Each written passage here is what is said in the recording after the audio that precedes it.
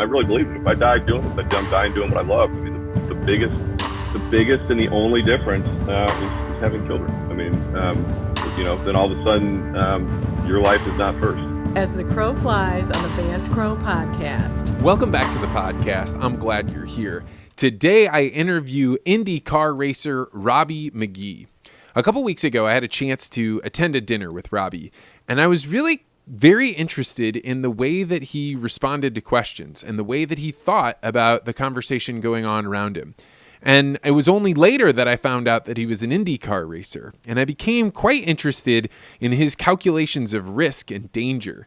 And it turns out Robby is actually a very successful insurance agent that actually brokers very large deals for multi-million-dollar hotels and other types of property. So it's interesting to think about the type of person that could take so much risk and be able to handle danger and then turn that into a business later. So you'll hear Robby and I talk about ideas like how do you take adrenaline and channel it into attention and being able to handle these split-second decisions that you have to make. But we also talk about things like how did he become an athlete, what keeps him driving forward, and we even talked about the Peter Thiel paradox. That was an interesting part of the conversation, and a lot of it had to do with the way that Robby is. If you're in a conversation with Robby, you find out he just kind of wants to ask you questions and be engaged. So he's one of those guests that I will definitely have back because he was just as interested in me as I was in him, and you could tell that it sparks the conversation. We're going to get to that interview in just a second, but if you're the type of person that enjoys hearing about people from all different walks of life, different ways of thinking, and even different opinions about how things are unfolding around us, then that's what's bringing you to the podcast. And you may be interested to meet other people that are also involved with the podcast.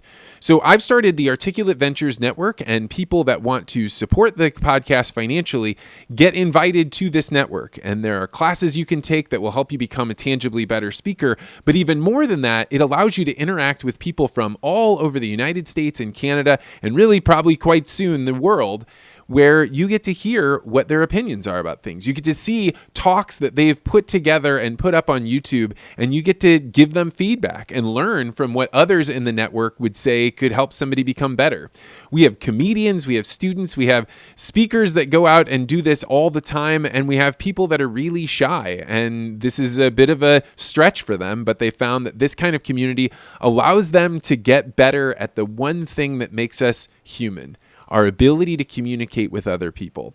So I'm really looking forward to the type of person that wants to support the podcast and meet the rest of the network. Every edition we've had has made the whole tapestry much more interesting. And if you're the type of person that's looking for a community, this may be right for you. If you're interested, check out articulate.ventures and see how you can sign up, and there'll be a link below.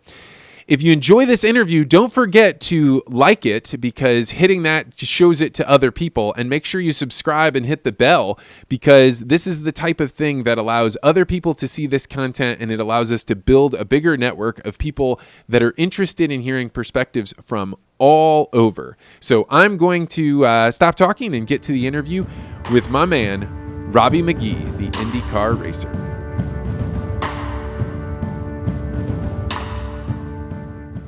Robby McGehee, welcome to the podcast.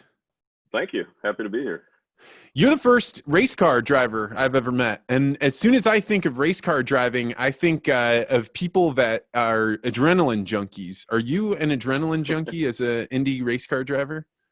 I think that's what a lot of people would originally think, just because you're out there doing 230 miles an hour around the Indianapolis Motor Speedway. But there's a lot more that's calculated behind it. I think that the best race car driver is going to be someone that has, let's call it, the nerve. There's many things you could call that, along with the trained skills and mental understanding of what's going to make you go fast. Just going out there and putting the floor pedal to the metal is going to, A, not even going to give you the fastest lap time. It'll feel fast, and B, put you into a wall, hurt yourself. So yes, to some extent, it's definitely adrenaline. And I don't know if there's anything that people that like to do stuff like that will try to ration it away like maybe I'm doing now. But it's definitely the adrenaline is there, but it's under very controlled measure, with a fast operating, kind of brain response time, to be able to keep up with it. So what is the operating system of a person? Because in order to be a race car driver, you have to have started, you can't start when you're like 22, be like, oh, okay, now I'm going to go be a race car driver. You have to have been pushing the limits. How did you even get into this? It's interesting because a lot of people would say, oh, your dad must have had you around cars. And that's not it at all. It was actually my mother. My mom grew up in Anderson, Indiana. Her father, my papa, was all he did was a race. He was the guy. And he took my mom and her sister, they didn't have any brothers, to pretty much every single race, small dirt tracks, you name it. And they just went to every single one of them. And when she was growing up, so when I was growing up, I was 5 years old, and we would wake up on the day after, or the day before Memorial Day, the Sunday, and it was a holiday watching the Indianapolis 500. We would get up, we'd talk about it the night before, we'd wake up, we'd sit as a family, and we would watch it. And I saw guys like Bobby Unser, Al Unser, AJ Foyt, Johnny Rutherford, Pancho Carter, and these guys became my heroes. So it was a full day event for us. And it's just, at that point I knew, that's what I wanted to do. There was a slight break where I wanted to be a Navy fighter pilot after I saw Top Gun. And I actually didn't we all? Pursued that pretty hard. I tried to, I went and looked at the Annapolis, and I went and looked at the Air Force Academy, but I had bad eyes. So I'm very nearsighted. So you could, at the time, everybody wanted to be a fighter pilot, and they had plenty of them. So that didn't work. So, I started racing cars where I could wear glasses. And then prior to the 1999 Indy 500, my rookie year, I had LASIK done, because it wouldn't work out too well if I were going 220 and a contact lens flew out, and I couldn't see. So, but that was really all I ever wanted to do. When I was 8 years old, I believe in 1981, I wrote it, and I can't find it for the life of me. But we had, like, when I was racing in 1999 for my rookie Indy, they did a bunch of replicas of it. I wrote on that cursive paper. Remember the paper with the dotted line in the middle to teach you how to write? And it said, when I grow up, I want to be an Indianapolis racer. I want to go 200 miles an hour. I want to be car number 15. My favorite drivers are AJ Foyt and Johnny Rutherford. I want to go faster than a plane. And then there was a little construction paper cutout of a black IndyCar. And it was, kind of, it was a poster. I definitely have one somewhere, but, so, I mean, I feel like it's definitely in our blood through my mom's side of the family. When I turned 15 or 16, my dad sent my mom and I for Christmas to a Skip Barber Racing School at Indianapolis Raceway Park. And that was really the start of it. And then you're in that was going to be my next question, which is, you're raising kids right now. And at some point your family said, most people, they drive cars and they're being taught how to follow within the lines and how to be a normal driver. And at some point your family decided, we're going to tell Robby that he doesn't have to follow the regular rules. In fact, there's a different set of rules that you play over here, and the game works differently. So it's very curious to me about what is the experience of teaching a 16-year-old that they don't have to drive like other people do. It's really, there is a negative side to all this. So, I mean, I went to racing school. I had this idea that I was something different than a normal kid driving on the street. And as I look back, it mortifies me, some of the things that I probably did that, that I regret, that had I not gone on to be a professional race car driver, I would have, if I ever saw a kid doing that now, I'd chase him down and I'd teach him a lesson. Like what? What were you doing? Well, I was speeding. Like, if the speed limit was 35, I went 60. I mean, it was just, I didn't drink or do any, when I was a kid, I never did anything that would get me in trouble other than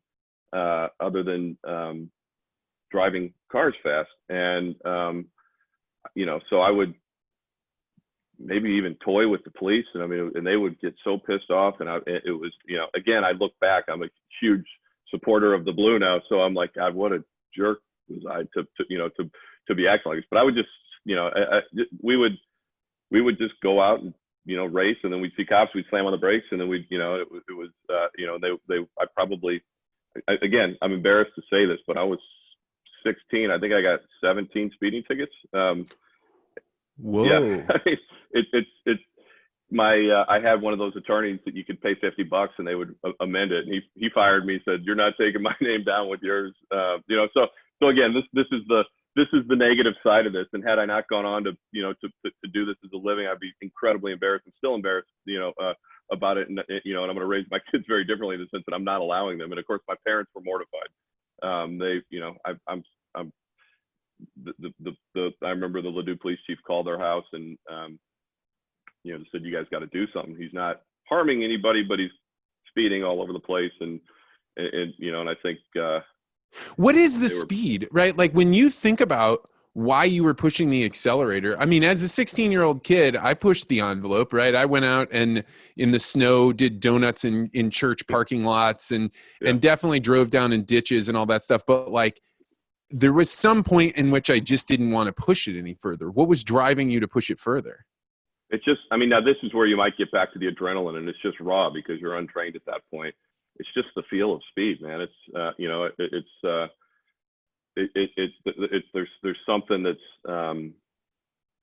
addictive about it. I mean, you get the feel, you get the acceleration, and it's just an area. I mean, why do people skydive? Because that's as fast as you can possibly go. Why do people, ride motorcycles? Which I did that for a little bit, and I'm lucky I'm still alive from that whole several years of my life. But it's just you just can't help it, man. If it's there, you tap it, and it's a feel that I would get on the inside, and I don't so much get it anymore, but I get my adrenaline out of winning business deals and different things now. But it's just one of those things. Did you feel full when you were racing? When you were racing, did you have? I mean, you're now going as fast as a car will allow you to go. You just have to be in concert with other people. So as you're drinking this up your rookie year, or as you raced more, did it feel satisfying, or did you want more? No, it felt really satisfying. So there's a lot. I'll just go a little bit off the track and talk a little bit about racing paths to get to where you go. Like a lot of drivers grow up wanting to race Formula One, because Formula One is really kind of the pinnacle worldwide racing. The pinnacle in the U.S. is the Indianapolis 500.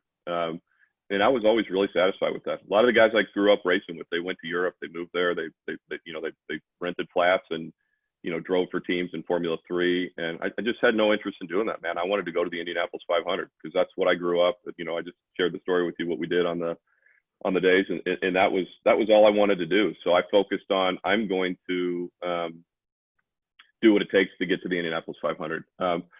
So coming up through that, I don't remember what the original question was, but I was focused on getting to that one race. Okay, so when I got there, I remember the first time I'd ever been on the track was I went up a month before I was going to qualify and got on the bus that drives you around with the museum tour. It was just a tour that everyone was on. If anyone who wanted to go could have gone on it. And you got in line, you get on this bus, and you're going around in this bus full of 20 people. It's like one of those rental car van buses or whatever you would get on. And it's like, holy crap, this course is narrow. And you start 3 wide on that. So that's the first thing I thought, like, what did I get myself into here? This is insane. And these cars are big cars. And you start 3 wide, so there's not a lot of room there. And then I got up there and I did my rookie testing, and it's one of those things where everything around it and surrounding it is, I miss that so bad. I miss the lifestyle, because it's like, it was a very different mentality when I'm leaving. I travel a lot for work now, and I know I'm coming back, and I'm, and it's like, it's just kind of like, every now and then I've got 3 triplets, that are 11. So it's like, okay, I get to leave the house for a little bit, catch a break, sleep one night in a hotel. But then it's like the minute I get there, I miss my come back. But when I used to leave to go racing, and I had no kids, but I had dogs, and I would just kind of pet my dog and say, I hope I see you on Sunday or on Monday when I return. Because you're going out there, putting your life on the line. And I know 3 or 4 people who've died that I was friends with, that were racing with and around me.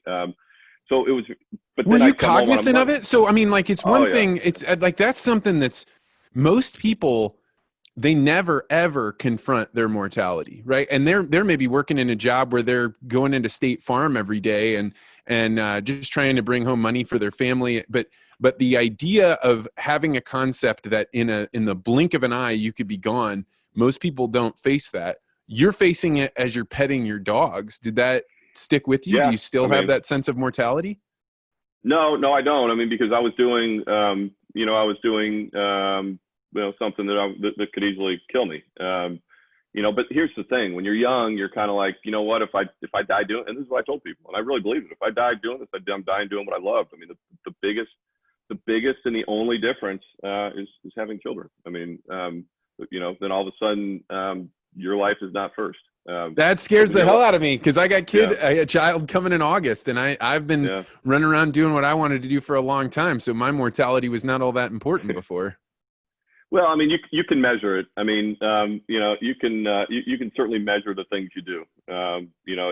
I'm already scared. Everyone's saying, "Are you getting your kids in go-karts and getting them going?" And my mom, who is still my biggest fan, she's pushing towards that. And I'm like, please stop. They're really good at hockey. I got them playing baseball. They're on these select sports teams. They've got great coaches. They're athletic kids.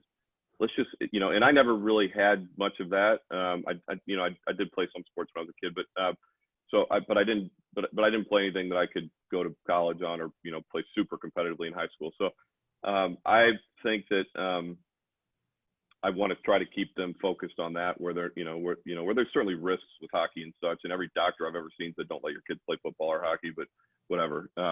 It's like the alternative is that they go racing. So the football or hockey is going to seem a lot more. Man, this is hilarious. This is like the funniest thing in the world that the race car driver, the one that his mother brought him up, is now like, no, leave my precious children alone. Yeah. It's definitely So, a different perspective. one thought that I have about sports that I'd really not thought of until all of them were canceled is that when you're feeling this adrenaline and you're going around that track, it's a different experience for somebody to watch the Indy 500 on TV than it is for them to be in person. Because in person, they may literally watch a car fly straight into the wall, blow up, see people die, right? You're right on the edge of chaos. And that allows people to resonate with a level of excitement and deal with risk at a societal scale where they're not the ones in peril. When we don't have sports to be able to be that synchronization with people getting so alert and so caught up in a moment, it seems to me that transfers into society, and that by not having sports, we have this kind of internal, I don't know, angst or something. You've been there where people, thousands and thousands and thousands of people are cheering you on. Is this assessment right? Is this like a societal catharsis that people have by going and watching sports? I think so. I mean, I think you can definitely say, I mean, anyone who says they've watched IndyCar or NASCAR or whatever on TV and think they've seen it is, I've always just said, you have to go see it, man. If you've never seen an Indy 500 or even here in St. Louis now, the Gateway race is back and stronger than ever. If you've never seen it, go watch it because it's nothing like what you would see on TV. I mean, you got to think there's a combined, 30,000 horsepower out there, pedal to the metal, operating, cars going, 190, 200 miles an hour on this track over here. I mean, if you haven't seen it in person, you haven't seen it. And even as a casual fan, you're over there. It's like, holy crap, this is a lot right here that's happening. And you gave it the absolute best. I mean, wow, that was a good analogy. I mean, on the edge of chaos. I mean, because you're one, you're one small fraction away of somebody messing up and creating complete chaos that could severely injure people and lives, and even in the grandstands. I mean, you're not safe. We've learned that. The first race I ever went into was in Charlotte before the 1999 Indy 500. There was a car crash. A wheel flew off a car and killed 3 fans, and they canceled the race. That was my first ever race in an Indy car. And they canceled the race after like 60 laps. So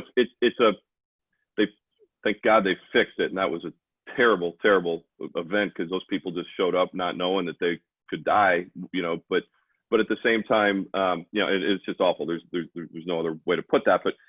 It's an event that people go. There's a ton of adrenaline in the audience. When I watch the Indy 500, even now just on TV, I still go up usually once a year for it. I mean, when they play back home in Indiana, I mean, I got goosebumps all over the place when they ladies and gentlemen, start your engines. It's just, you can't really describe it till you've been there. There's 550,000 people. I mean, they're bigger than, many cities in the United States in the Indianapolis Motor Speedway. It's insane. I mean, it's the only way to do it. So I would highly encourage anybody that has thought about it. It'd be kind of cool. Maybe flip it on TV. Make it a bucket list item. Go to a track close to you. Watch it, because you won't. I don't think anybody would regret it, because it's not what you're seeing on TV. On TV, there's one camera angle that makes the cars look fast, and that's the one they put right outside the turn. And you see all you see is shoot, shoot. But when you see it in person, it's like standing there watching an airplane go past you at full speed. I mean, it's just wild. When you're in the car and you are flying down the track, are you aware of the crowd? The crowd. So it's interesting you asked that. So the crowd, you're there all month practicing, and all you see is just, you're inside this like gray grandstand, it's surrounded by gray grandstands. So you obviously can't see the grandstand. It's just a blur, but it's all one color. Then all of a sudden on race day, and what's really important in racing is your sight picture. You mentally set, here's where I'm going to turn in for this corner, and you set it off of things around the track. So you've got a sight picture, and that's what's so important to race car drivers. And your sight picture is your brain operating 230 times faster than any normal individual's brain, because you can all of a sudden snapshot what you see, and that's where I'm going to turn in. Well, then all of a sudden on race day, it's Technicolor, man. All you see is colors. So while you may have the same little, cue to turn in, it's, everything else in the sight picture is very different. And I'll compare it to, what I heard another driver compare it to. It's like, you look at one of my closest friends is Jim Evans. He's talked to me about, hitting baseballs. He's looking and he can see the stitches on the ball all the way past him, all the way down. So he knows what the ball's doing by looking at the stitches as it comes. It's that exact same concept translated into, I'm in a race car now, and here's my sight picture. If I stand up at the plate and somebody throws a major league pitcher throws a pitch at me, I'm probably not even going to swing the bat before it's in the catcher's glove. Not to mention, I can't see the damn stitches. I mean, so it's really a comparison like that. So there's definitely other athletes and other sports where you have that same kind of mental capacity going on. But racing is very physical. I've heard people say race car drivers they're not athletes, whatever. It's massively physical. But why? You're in a car. mental. You're just holding the steering wheel. Why do you say that it's, I mean, is it because you're putting G forces on yourself as you're coming up a bank, or what? Let's just put it this way. In a typical race, you lose about 5 or 6 pounds of water weight. You're putting about 3.5 to 4 lateral G forces on. And I don't know if you've had an exercise that you've ever been involved with personally where being mentally drained is actually more tiring than being physically drained. And when you got the combination of both, like I'll give you an example. Eddie Cheever, who's a buddy, I raced with him for years. I actually raced in one of his Red Bull cars back in 2002. He was talking about how do we compare racing to others. So football, you get to go for 30 seconds or whatever, then you get a break, then you get to go for 30 seconds. Racing is imagine sitting in a chair, reading a book with small print, having somebody sitting there shaking the chair like this, going crazy. And if you miss a word, somebody hits you in the head with a baseball bat. That's the cost of missing a word, because you're in a vehicle moving 2 football fields per second. And if you mess up or miscue, you hit the wall. And there's nothing, they've got all the safer barriers. They call it the soft wall. Nothing soft about it. It is, it's going to cost your team owner $500,000 every time you hit the wall. And you're lucky to be alive every time you hit the wall, because if you're awake, which is good, it hurts like hell. Every time that happened to me, it's like, okay, I'm still so awake. You've hit the wall. Oh yeah. I mean, I broke my back, I broke my legs, I've had 5 concussions. I started smart. I started with a pretty high IQ, I think, when I got into this. And I don't know if it's the hitting the wall or the Bud Lights that I like to drink, but I probably don't have as much mental acuity as I did before I started.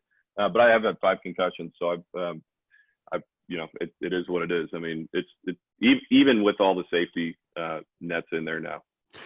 So you're in an interesting position because you went from being one of the most high risk professions you could have. You know, they don't even include you in on the statistics, right? It's not like they're like Right. race car drivers, they get pulled out because everybody's like, yeah, those aren't normal people in our actuarial sciences. But you then are involved in insurance, which means you have a business understanding of risk. So Sure. what do you think that you're like, what is going from a race car driver that was handling risk to now being a businessman that manages risk? How does that work? Well, I mean, the first thing everybody thinks of, or I think about it, and it's kind of funny, is the movie Along Came Polly with Ruben Pfeffer. It's like managing risk. Everything he does in life, he says, my odds are here, my odds are here. So that's not really what it's like at all. I mean, I work with construction and developers and health insurance, and it's not a career that I went out and said, hey, I'm going to do this, but it's a career that my father was in for 40 years. He still is in it. And what is it? I only know vaguely that you do Sure. like some type of very specialized insurance. Insurance and risk management. We're an insurance broker. We aren't the insurance company, so we don't underwrite the risk. We're the sales force for most insurance companies. Most insurance companies do not have their own sales force. Like a State Farm, they would.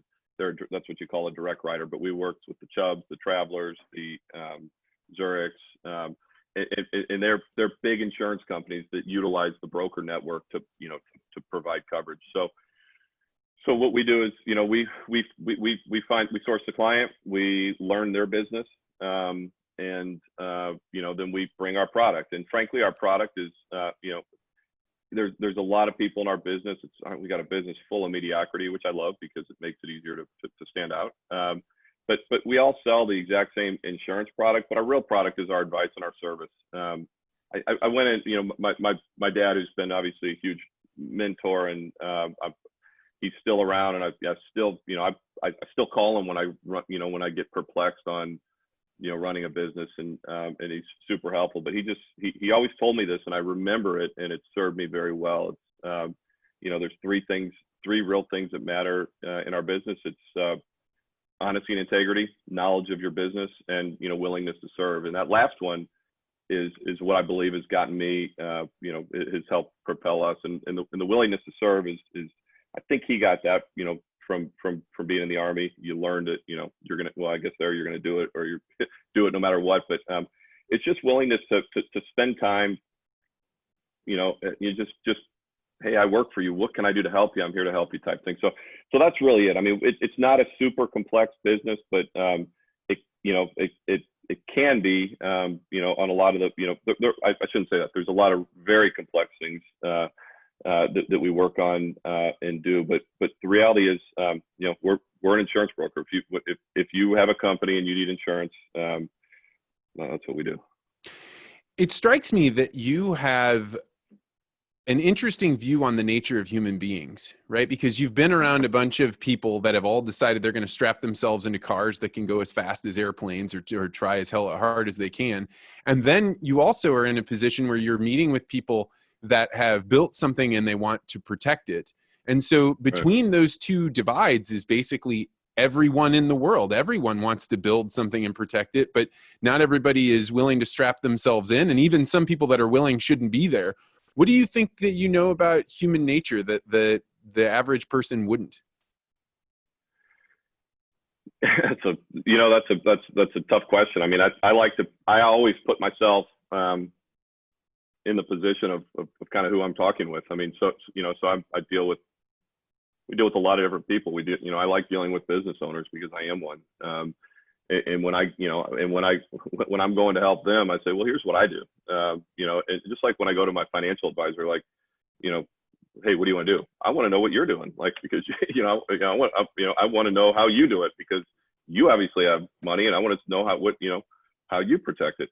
And I typically find people in that role, and I hope and find other clients that do things and live life kind of operate business in a similar manner that I can, so I can go to them and say, I'm not just trying to sell you something. This is how I do it.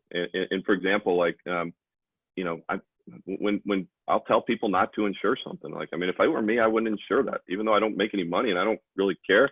I mean, I wouldn't insure that if I were you. Or I would take the really high deductible option. You're never going to have a loss. Just buy a high deductible. Insure the risk that you can't afford to lose. Like if you can afford to, if you can, if you lose, if you have a $5,000 couch, it gets ruined and it's not going to put you out of business or change your day in a terrible way. I mean, sure, it's a bummer.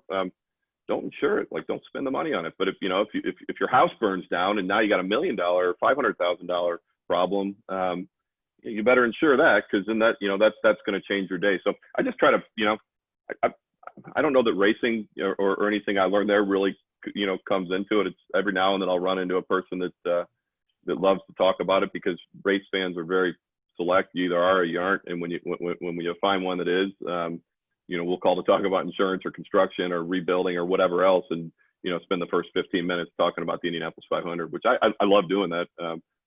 I don't know how much it helps me in business, but I certainly enjoy the conversation. That's a surprising answer. Probably very, very honest. My sense is that people, as you were saying, like you had kids, and all of a sudden your calculation on what is risk and what is dangerous and what is worth it all of a sudden starts changing. And I know that I've felt the pull where you're looking at insurance and you're like, you know what? I don't know. Just in case, I'm going to keep stacking that on there. And to hear somebody say like, hey, I give advice where you don't need to insure that, it's kind of a fulfilling feeling for me to hear you say that. Well, I mean, look, I mean, we're big game. We're in it for the big picture. I mean, ultimately, people are going to need insurance. Different people need different insurance. I mean, we do everything from from a person trying to insure a home and a couple cars, all the way up to our biggest deals are $400 million hotel construction. Wow. Condos in it. So that's really what I do. You're straight up you are straight up out of your mind if you think that that's not high risk. I mean, like, anybody talks about numbers like that, you're talking about more than what we would value a plane full of people at, like that's a huge amount of money. It's huge risk. And without trying to get too detailed on it, what I typically do, my specialty, and here I am, we're a boutique shop in St. Louis. And every time I'm competing against Aon and Marsh and Willis, the three largest that are 3,000 times the size of my shop, even though we are part of a bigger conglomerate now. But and what my specialty is, and it's not so much. I do 80% of our business outside of the state of Missouri. We're all over the coasts. And the coasts are where there's really high construction defect litigation. So basically, essentially, I provide and put together programs for the insurance that would go on a $300 million condo/hotel construction building.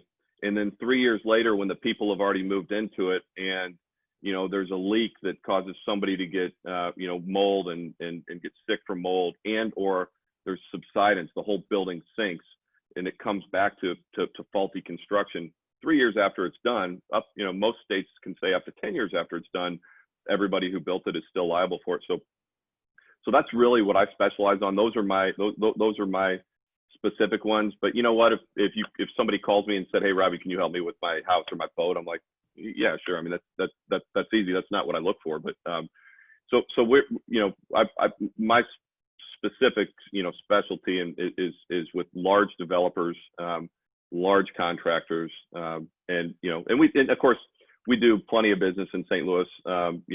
We banks, our mutual friend, we do their bank and have great people on that as well. But what I wake up dealing with mostly is usually related to some sort of large construction.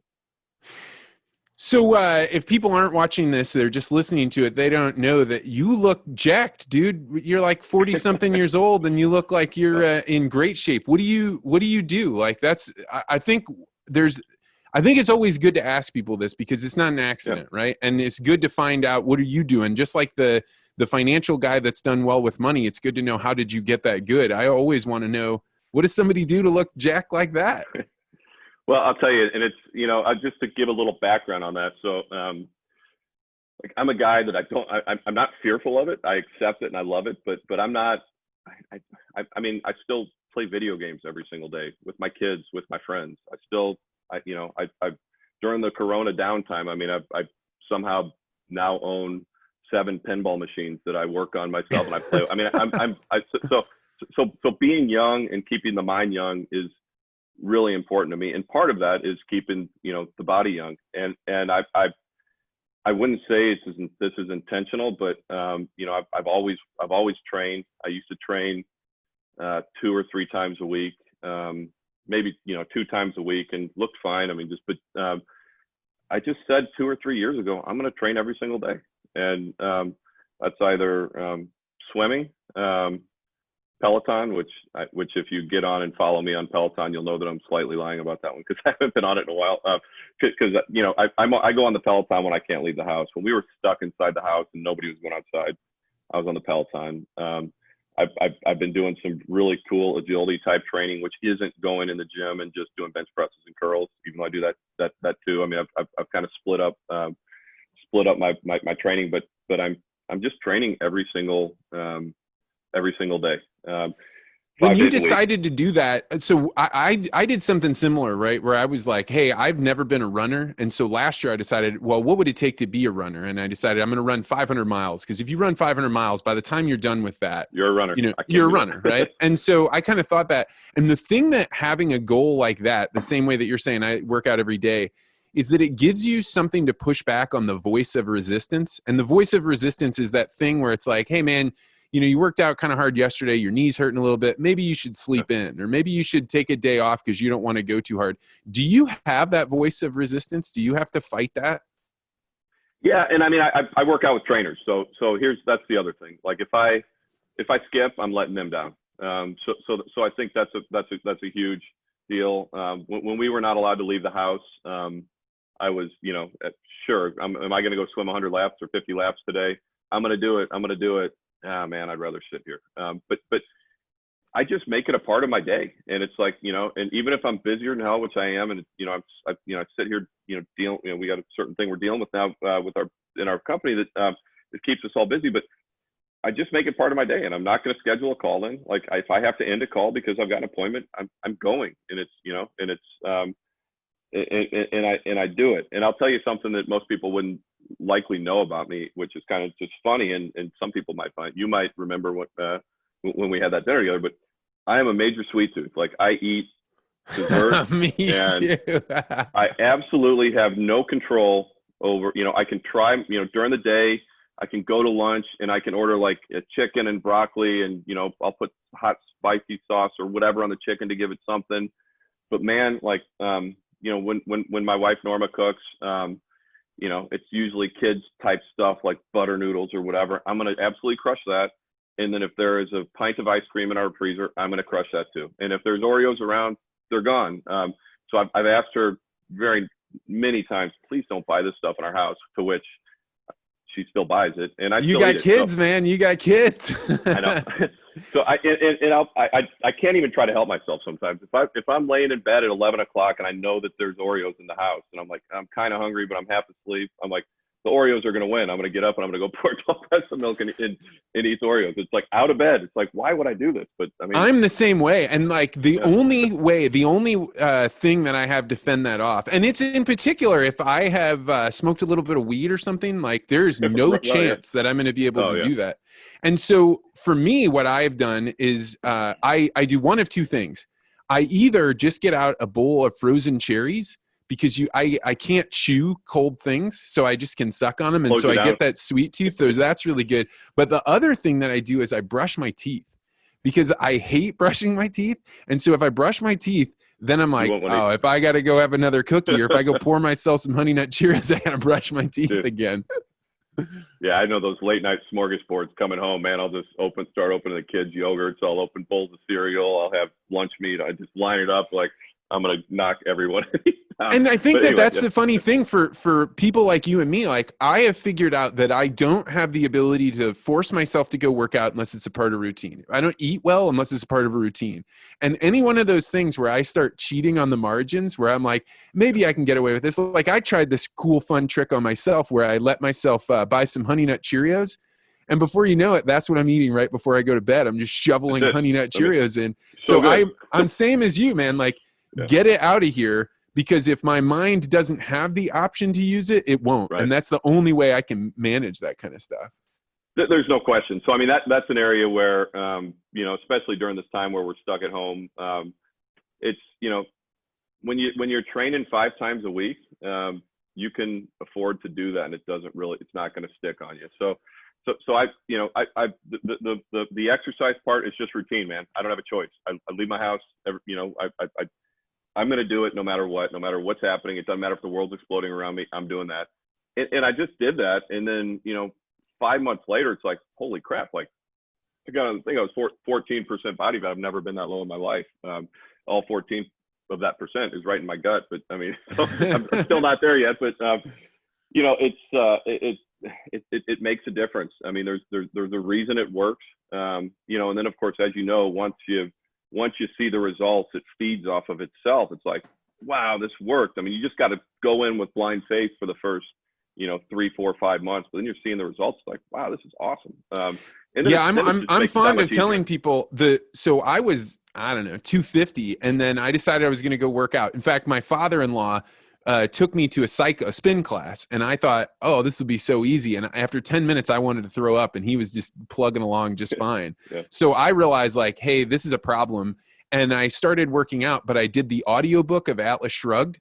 And by the time I finished it, I had dropped 40 pounds and had the habit of working out. And so that's what I always tell people, like, find some chunk where you're like, I'm not going to judge myself for how well I'm doing until I'm at the end of this, and then we'll figure it out. To me, that's the only way to make it work. Wow, that's, first of all, congratulations. That's huge. I never knew you were 250. I think I've seen you in person 2 times, and you're pretty tall and thin. So that's wow. Congrats. It's only by like, don't bring these Cheerios in here. So one of the things that I wanted to talk with you about, and this is something I don't ask everybody because it's a difficult question, and it really will challenge you to say something that people aren't going to agree with. So the question is the Peter Thiel paradox, and we've talked about this a little bit, but what is one thing that you believe is true that nobody agrees with you on? And you sent that to me last night, and I sat and thought about it, and I'm like, and the fact that I'm having a challenging time coming up with it, I'm like sitting here thinking, man, maybe I am sitting in my own echo chamber, like all my friends that I politically debate, argue about, accuse me of.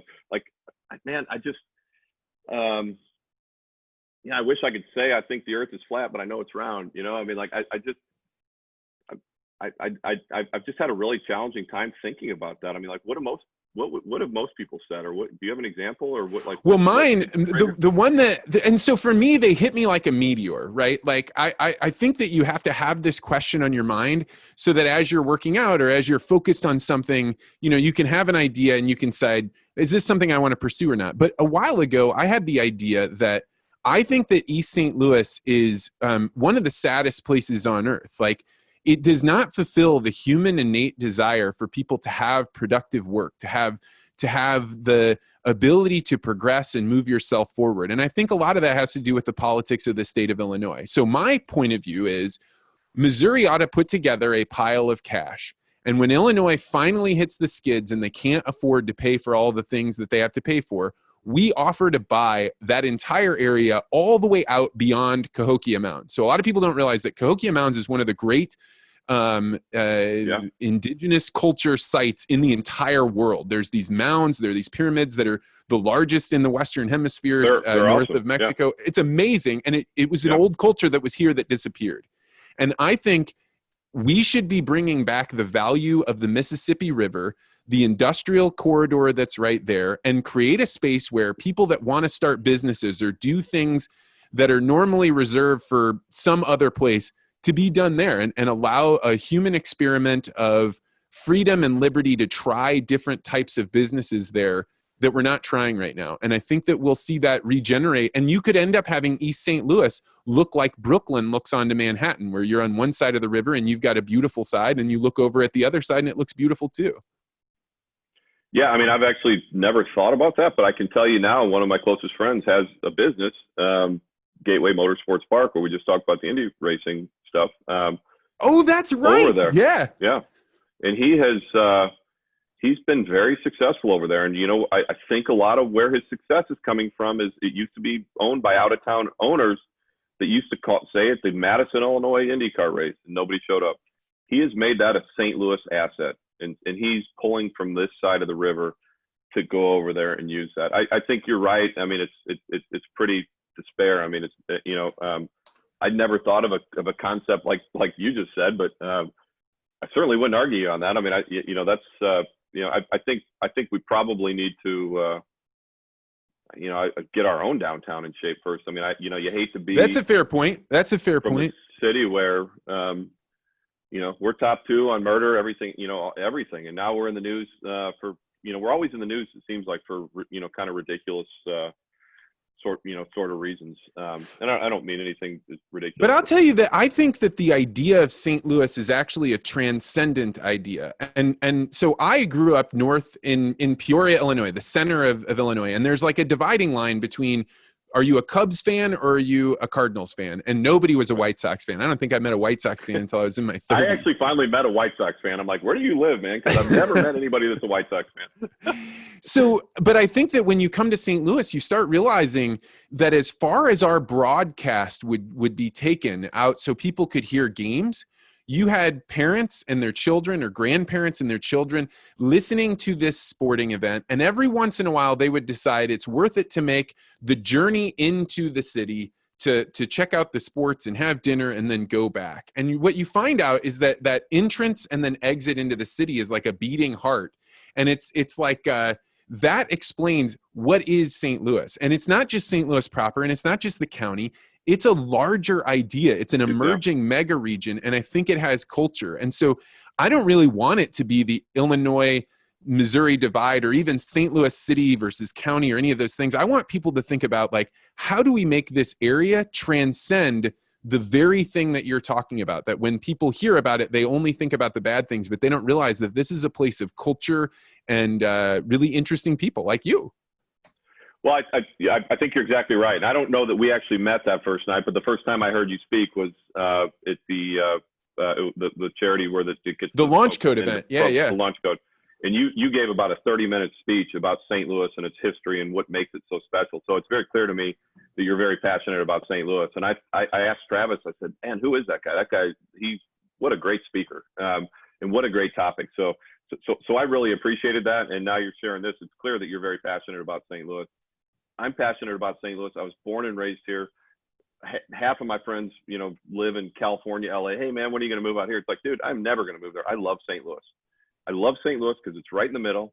I love St. Louis because I'm rooted here. My business is here, and it is such a great city and great community, you know, surrounding it. And I think if you can translate that into what you were talking about to the, you know, to where, you know, where people are driving from the middle of Illinois to come see the Cardinals and eat dinner and such, I think you could really, you know, accelerate and grow St. Louis and make it as special as it once was. Because I mean, we were the gateway to the West, and it's that's a big deal. And seeing ourselves in the news for the wrong reasons is, you know, is obviously not what we're looking for. So I think the challenge right now, at least as far as I can see, is that people on all sides, and it's not one side versus the other, everybody's frightened, right? And it's really easy to feel and inhabit your fear and say that the other people's fear is not okay.